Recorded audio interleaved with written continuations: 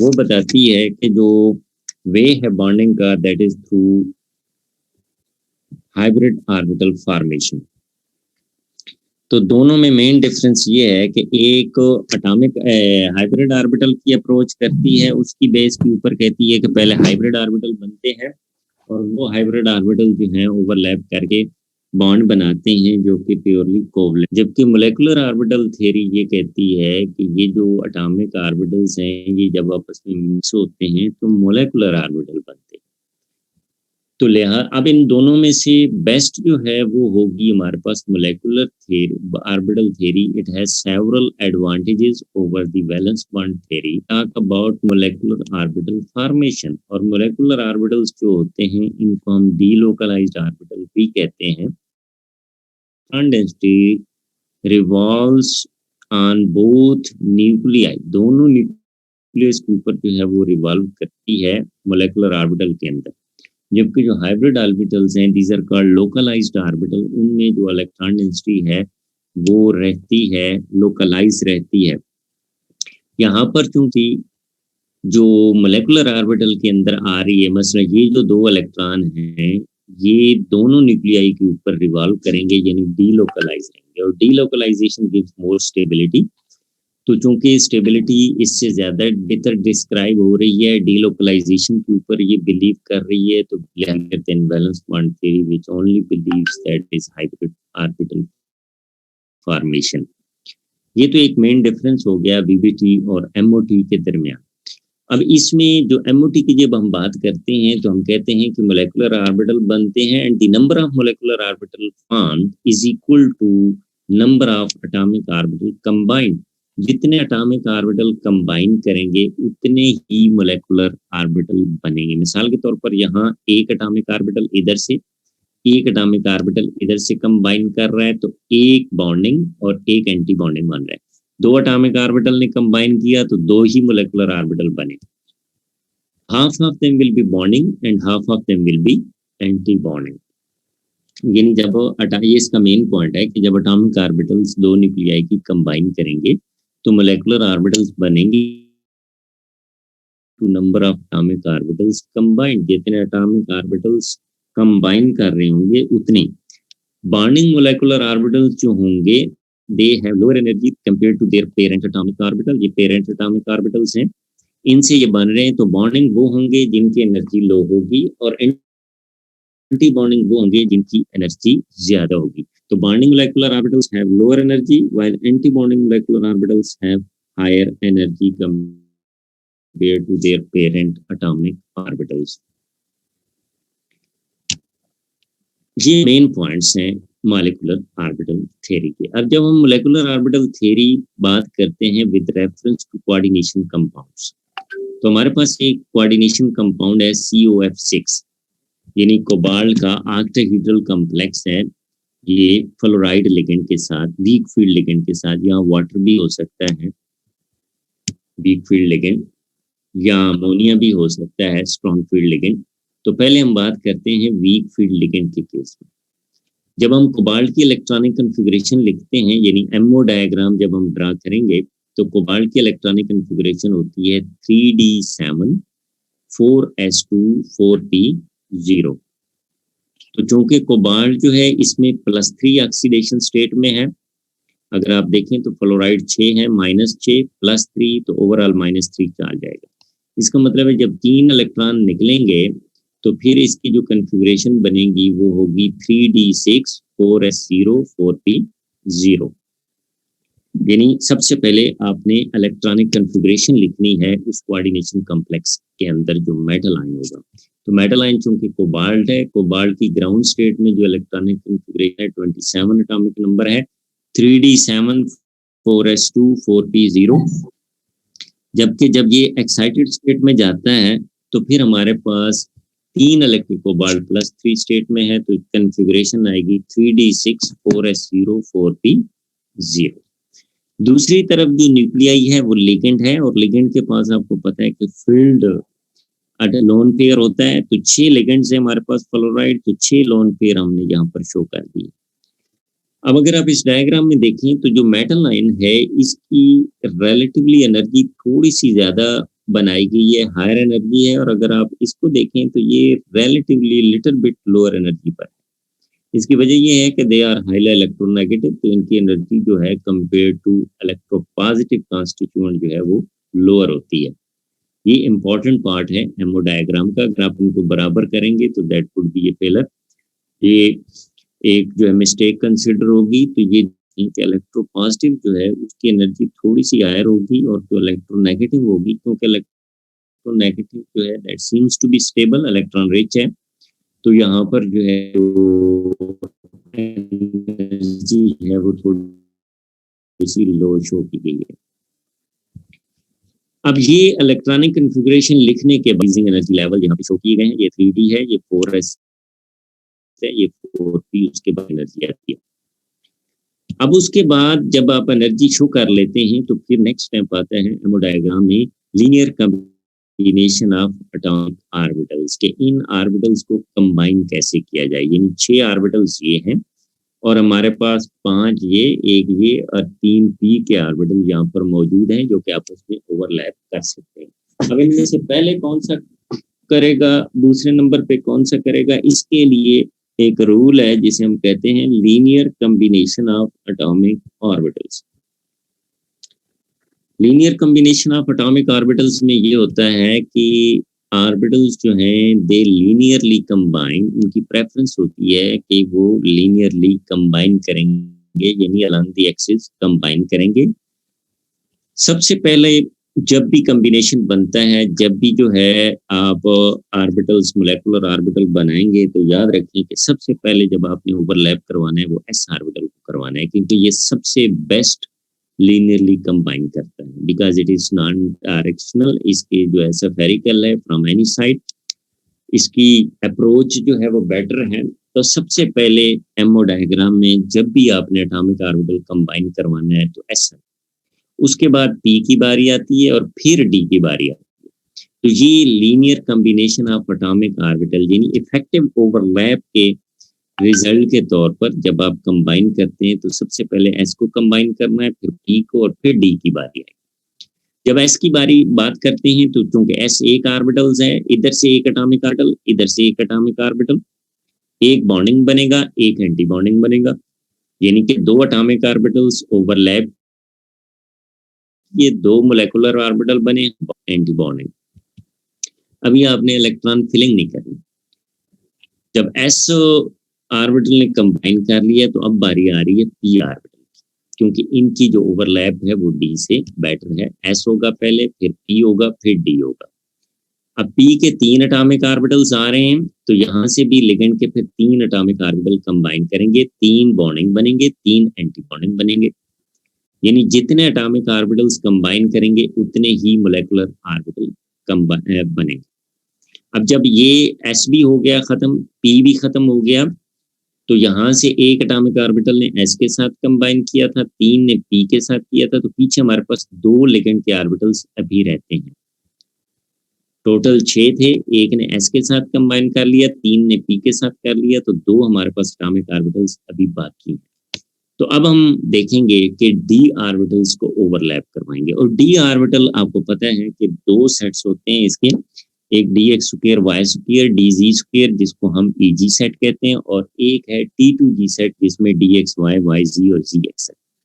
दोनों में फर्क क्या है कि जो ई जी सेट है that is present on the axis, तो अगर ये एक्सिस के ऊपर हैं तो फिर ये बेटर लीनियरली कंबाइन करेंगे linear combination of atomic orbital के मुताबिक। अगर ये 5 ऑर्बिटल्स हैं तो इनमें से बेटर जो लीनियर ओवरलैप होगी वो ईजी ऑर्बिटल की होगी। तो हमारे पास चूंकि 2 लिगेंड के ऑर्बिटल्स बचते थे, तो हमने यहाँ से इन 5 में से सिर्फ 2 को लेना है, क्योंकि इस तरफ से 2 आ रहे हैं, तो यहाँ से 2 फिर कौन से लेंगे जो लीनियरली बेटर कंबाइन कर सकते हैं। तो उनमें बेटर कंबाइन कौन कर सकते हैं, जो एक्सियल ऑर्बिटल्स हैं। तो लिहाजा 2 ऑर्बिटल्स आएंगे, 2 यहाँ बॉन्डिंग और 2 एंटी बॉन्डिंग बनेंगे, यानी ईजी ऑर्बिटल्स कंबाइन करवा रहे हैं, ईजी बॉन्डिंग और ईजी एंटी बॉन्डिंग। जबकि ये जो 3 है ना, क्योंकि ये इन बिटवीन दी एक्सिस हैं और यहाँ पर हमारे पास मजीद ऑर्बिटल्स भी कोई नहीं बचे, तो दे रिमेन नॉन बॉन्डिंग, ये यहाँ पर नॉन बॉन्डिंग रहेंगे।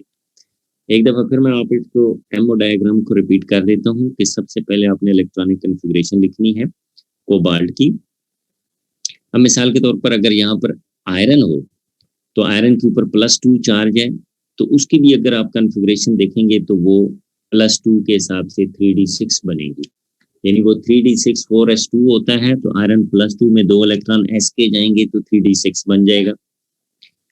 यहाँ कोबाल्ट है तो 3d7 4s2 कोबाल्ट +3 में है, तो 3d6 कॉन्फ़िगरेशन वो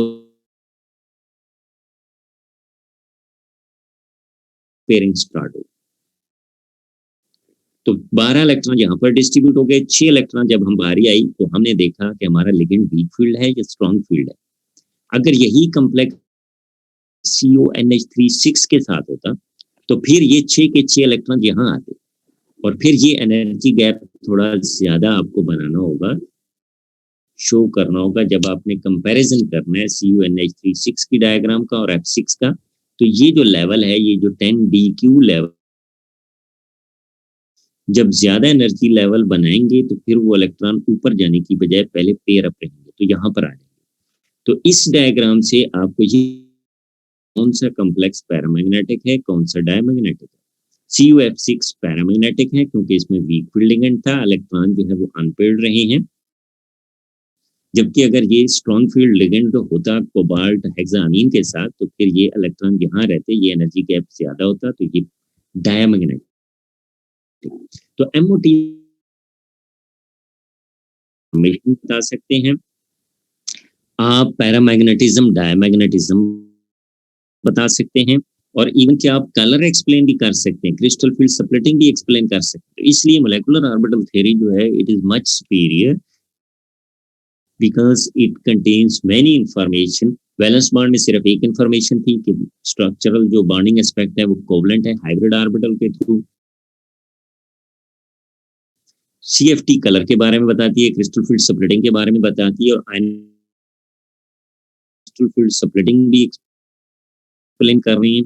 आप जो है मैग्नेटिज्म को भी एक्सप्लेन कर रहे हैं, तो इसलिए जो MOT है इट इज रिलेटिवली सुपीरियर। तो बस फर्क आपने ये रखना है कि जब आप वीक फील्ड लिगेंड के साथ बनाएंगे डायग्राम तो उसमें ये गैप कम रखना है, और जब स्ट्रॉन्ग फील्ड लिगेंड के साथ बनाएंगे तो ये गैप ज्यादा रखना है। कोबाल्ट हेक्सामीन का कॉम्प्लेक्स बनाएंगे 3+ के साथ, इसकी डायग्राम जो है ये वाली कोबाल्ट तो जो कॉन्फ़िगरेशन बनेगी वो 3d6 4s0 4p0 बनेगी।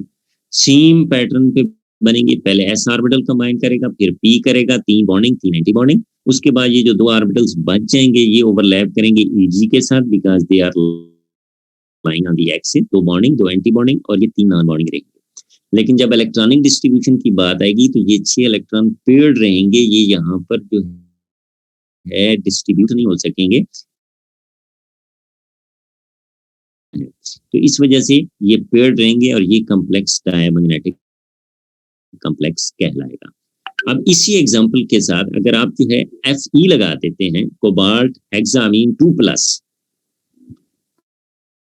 सॉरी आयरन हेक्सामीन 2+, तो आपकी जो कॉन्फ़िगरेशन बनेगी अगेन 3d6 बनेगी, सेम डायग्राम बनेगी। इसी तरीके से आप यहाँ पर अगर FeH2O6 2+ करते हैं या FeCN बन रही है आयरन के साथ भी और कोबाल्ट के साथ भी 3d6 बन रही है, तो दोनों केसेस में मोलेकुलर ऑर्बिटल डायग्राम सेम रहेंगी। तो क्वेश्चन आ जाता है कि discuss the structure of following coordination compound on the basis of MOT। उनमें से एक जो है वो वीक फील्ड लिगेंड के साथ होता है, एक जो है वो स्ट्रॉन्ग फील्ड लिगेंड के साथ होता है। तो दोनों में मेन डिफरेंस जो है वो आपने इस तरीके से रखना। अब इस थ्योरी का जो है मेन ड्रॉबैक क्या है, वो ये है क्योंकि ये theory linear combination of atomic orbitals के साथ तो बात कर रही है, तमाम ऑर्बिटल्स जो हैं वो लीनियरली कंबाइन कर रहे हैं, और जब भी लीनियरली कॉम्बिनेशन बनेगा, जब भी लीनियरली कंबाइन होंगे एटॉमिक ऑर्बिटल, तो जो बॉन्ड बनता है वो हमेशा सिग्मा बॉन्ड होता है लीनियर कॉम्बिनेशन के साथ। तो इसलिए ये थ्योरी जो है सिर्फ और सिर्फ सिग्मा बॉन्ड को एक्सप्लेन करती है, ये पाई बॉन्डिंग को एक्सप्लेन नहीं।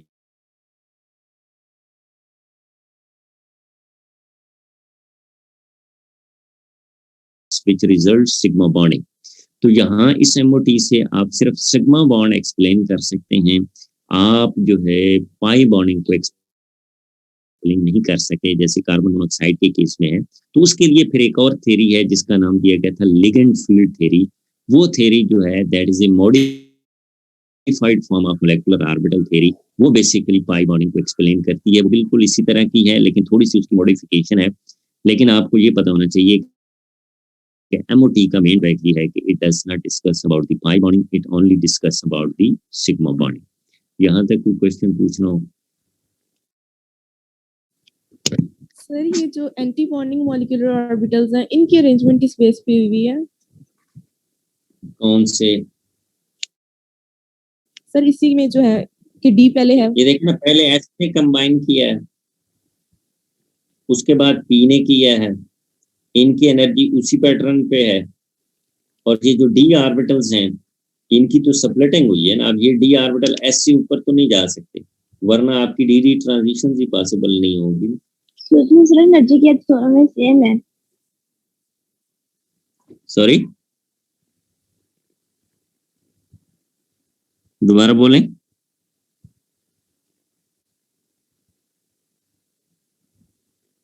हेलो सर दोनों में एनर्जी क्या, तो दोनों का सेम ही है ना, 10-10 ही है। नहीं, वो 10DQ तो एक नोटेशन है ना। जब आप ड्रा करेंगे तो आपने खुद जो है उसमें डिफरेंस रखना है। 10DQ तो वैल्यू है ना, ये तो 10DQ जो आप crystal field stabilisation energy calculate करते हैं तो उसको 10 से मल्टीप्लाई करते हैं। ये तो वो नोटेशन है, इसका मतलब ये नहीं है कि यहाँ एनर्जी गैप ये 10 है।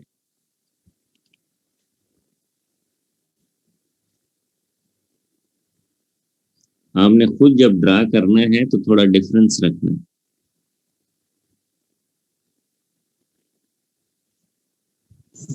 सर वीक फील्ड लिगेंड्स में एनर्जी गैप ज्यादा क्यों होता है? कम होता है, वीक फील्ड में कम होता है,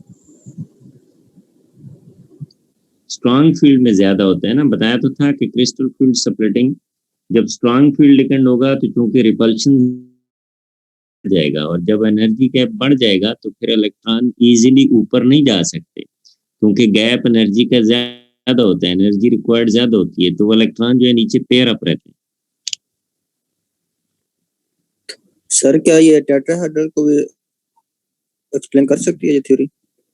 हाँ जी, कर सकते। उस सूरत में क्या होगा, ये जो एक्सियल ऑर्बिटल हैं DZ और DXY, वो रिवर्स हो जाएगा ना, रिवर्स हो जाएगा। 3 ऊपर चले जाएंगे, 2 नीचे आ जाएंगे। हाँ जी सर लेकिन हमने ऑक्टाहेड्रल को ही करना है। तो उसमें नॉन बॉन्डिंग कौन से होंगे, फिर यही होंगे? हाँ जी,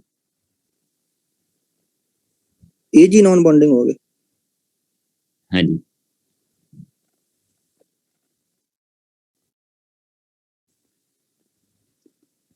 क्योंकि उसमें लिगेंड अप्रोच करते हैं ना in between the axis, lapping होगी,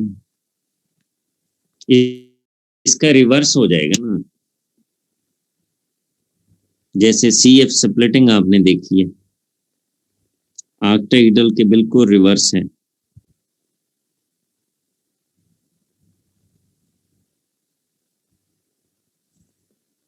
सर ये 10DQ क्या है? 10DQ बेटा क्रिस्टल फील्ड स्टेबलाइजेशन एनर्जी का मैग्नीट्यूड है। जब में भी किया होगा कि number of electron in T2G multiplied by 0.4 minus number of electron in EG multiplied by 0.6, तो जो आंसर आता है उसको 10 से मल्टीप्लाई करते हैं तो वो DQ में एक्सप्रेस हो जाते हैं।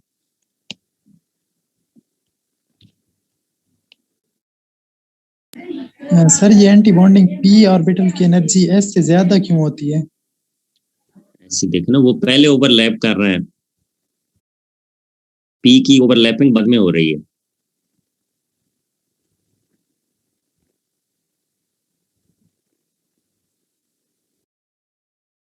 तो पैटर्न सेम रहेगा ना, पहले S का आएगा फिर P का आएगा।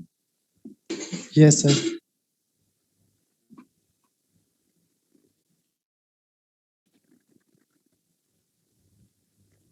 ठीक है।